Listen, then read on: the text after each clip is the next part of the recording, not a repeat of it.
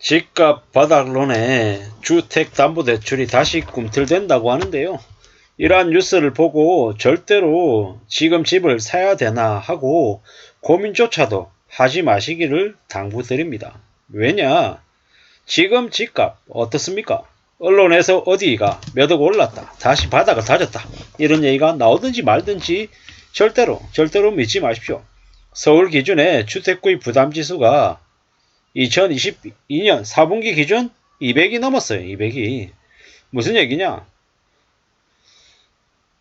전체 이제 가계 소득 대비 이제 한 25% 정도 이제 주택 구입하는 데 대한 원금하고 이자를 부담하는 게 한 25% 정도일 때를 100이라고 한답니다. 그러면 주택 구입 부담 지수가 200이 넘다라는 건 뭐냐? 전체 소득의 절반 이상을 원금하고 이자 갚는데 쓴다라는 겁니다. 그만큼 주택을 구입하는데 부담이 커졌다라고 보면 맞습니다. 지금은 집값이 천정부지로 치솟아 있는 매우 끔찍한 상황이다라고 보면 맞겠다라는 겁니다. 내려간다 하더라도 아직은 한참 두고 봐야 될 시기다라고 보는 게 거의 맞겠습니다. 함부로 집을 지금 사도 될까? 라고 고민 안 하는 게 좋겠다라는 말씀을 감히 드립니다. 우리가 잘 알고 있는 2011년부터 2014년까지 15년까지 집값이 많이 떨어졌었죠. 그때 어땠냐? 2011년 1분기에 주택구입 부담지수가 127이었습니다. 2분기에 123이었고요. 2011년 3분기에 118, 4분기에 119, 이러던 게 2014년 되면 90 중반, 그리고 뭐 85번까지도 내려갔었죠. 그게 그때가 바닥이었다라는 겁니다. 지금은 뭐다? 지금은 주택구입 부담지수가 얼마다? 200이 넘기 때문에 바닥이다 아니다. 아니다. 집값이 꼭지다라고 보면 거의 맞다라는 겁니다. 그런데 저렇게 언론에서 저런 얘기들을 내보이는 이유가 뭐겠습니까? 한 명이라도 더 이제 빚쟁이로 전락시켜서 자기들이 원하는 노동력 부족한 곳에 인력을 땜빵해서 메우게 하려고 하는 개수작이다라고 보면 거의 맞겠습니다. 앞으로 엄청난 충격, 혼돈, 혼란, 고통 이런 것들이 벌어질 것입니다. 그렇기 때문에 절대로 욕심부리거나 함부로 마음을 먹어서는 안 되겠습니다. 지금은 어떻게 해야 되는 시기입니까? 철저히 준비해야 되는 시기입니다. 앞으로 닥칠 경제 충격에 대비하고 또 고민해야 될 시기다라는 겁니다. 함부로 과거의 영광에 취해서 뭐 투자하겠다, 뭐 적극적으로 뭐 뭔가를 해보겠다 이런 생각 안 해야 된다라는 겁니다. 지금 가장 필요한 건 뭐겠습니까? 실리, 현금이 제일 필요하다라는 겁니다. 지금은 언제 어떻게 경제 쓰나미에 밀려나가서 쓸려나갈 수도 있다는 겁니다. 그렇기 때문에 함부로 지금 나대서는 안 됩니다. 늦잠 자고 생활 리듬 이렇게 나몰라라고 설렁설렁거리면서 지내면 어떻게 된다는 겁니까? 인생이 끝장난다라고 보면 거의 맞습니다. 지금은 파산하고 몰락하는 것에 대비해야 된다는 겁니다. 함부로 욕심부려서는 안 된다는 겁니다. 아프지 않게 건강도 챙겨야 되고요. 가족들 뭐 별일 없는지도 살펴봐야 되는 그런 상황이다라는 겁니다. 슬기롭게 지금의 상황을 잘 헤쳐나갈 준비를 해야 된다. 그런 말씀을 좀 드리고 싶습니다.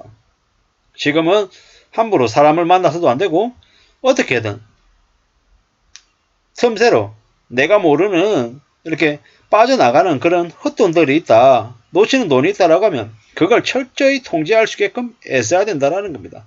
상황에 따라서는 부업을 아르바이트를 할 수 있을지 없을지 고민도 해야 된다는 겁니다. 하지만 건강을 담보로 해서 뭐 투잡을 하고 쓰리잡 하는 건 좀 경계해야 되는 상황인 거고요. 그리고 빚을 가지고 있다라고 하면 하루빨리 빚을 청산하려고 애써야 되는 시기다라는 겁니다. 겁을 내야 된다는 겁니다. 뭘 해도 이리 따지고 저리 따지고 안 될 경우를 대비해서 플랜 B도 만들고 C도 만들고 리스크 관리를 철저히 해야 되는 겁니다. 지금은 모험심을 없애야 된다. 모험 자체를 하지 말아야 된다는 겁니다. 남들이 모험을 하다가 뭐 뒷받침해줄 부모도 있고 형제 자매도 있으면 뭐 믿는 구석이 있으니까 그렇게 하겠다 이럴 수도 있겠지만 지금은 그래서는 안 됩니다. 조심조심하며 살 수밖에 없다라는 겁니다. 어쩔 수 없이 빚을 얻는 경우가 생길 수도 있습니다. 하지만 그 시기가 지금은 아니어야 된다라는 말씀을 드리는 겁니다. 빚이 무서운 건 어느 때다 마찬가지겠지만 지금 시기의 빚은 더욱더 무서운 극단적인 쇼크가 될 거다라고 보면 맞겠습니다. 우리가 이웃나라 일본이 1998년까지 부동산이 계속 상승하는 것만 보면서 집값이 영원히 내려가지 않을 걸로 착각했었죠. 한국도 마찬가지입니다. 한국은 일본하고 다르다. 한국의 부동산은 일본처럼 급하락하는 일이 없을 거다. 이런 얘기들을 계속했습니다. 근데 지금 어떻습니까? 거짓말처럼 일본을 똑같이 닮아가고 있다라고 하죠. 큰 폭으로 상승했고 그 큰 폭만큼 내려가면은 그로 인한 거품 빠지는 것 때문에 엄청나게 경기도 우퇴할 것이고 사람들의 생활 규모도 많이 축소될 거다라고 보면 거의 맞습니다. 상상하기 힘든 대충격이 벌어진다라고 보면 맞다라는 겁니다. 지금 부동산이 다시 오른다. 집값이 다시 바닥을 치고 반등한다. 코인이 또 얼마가 될 거다. 이런 얘기는 귀담아 들어야 되겠습니까? 듣지 말아야 되겠습니까? 절대로 그런 말에 흔들리서는 안 된다는 말씀을 드립니다. 지금은 돈이 제일 중요합니다. 어떤 식으로든 아끼고 또 자기 손에 있는 돈을 지키려고 애써야 될 거다라는 겁니다. 신용카드 철저히 최소로 써야죠. 신용카드 빚입니다. 쉽게 생각하면 안 된다라는 겁니다. 그리고 이왕이면 신용카드 쓰는 것보다 현금 쓰는 걸 권해드립니다. 왜냐? 현금을 쓰면 소비한다는 느낌이 좀 더 심하게 들기 때문에 소비를 줄일 수 있게끔 아마 내 마음이, 내 몸이 움직인다라는 겁니다. 어떻게든 불필요한 지출을 줄여야 됩니다. 우리가 수입은 원하는 대로 늘릴 수 없잖아요. 근데 지출은 수입을 늘리려고 애쓰는 것보다 상대적으로 지출을 줄이는 게 조금 더 낫다라는 겁니다. 지출을 최대한 줄이고 쓸모없는 지출을 줄이는 게 아니라 아예 없애야 됩니다. 그렇게 해서 자금 흐름을 건전하게 만들어야 된다는 겁니다. 경기가 안 좋고 불황인데 여전히 옛날처럼 흥청망청거리며 살면 어떻게 됩니까? 인생 끝장난다라는 겁니다. 지금은 보수적으로 안정적으로 삶을 살 생각을 해야 됩니다. 집값이 오르기는커녕 내려갈 가능성이 매우 큰데 함부로 배팅해가지고 지내면 큰일 난다라는 겁니다. 앞으로 집값은 물가 상승률보다 더 오르지 못한다. 집값은 서울의 아주 중심지역 빼고는 오르지 않고 떨어질 것이다. 이렇게 생각하고 움직이는 게 좋겠습니다. 함부로 욕심부려서는 안 된다라는 겁니다. 빚이 있으면 빚부터 먼저 갚아야 되는 거지 함부로 투자할 생각을 안 하는 게 좋겠습니다.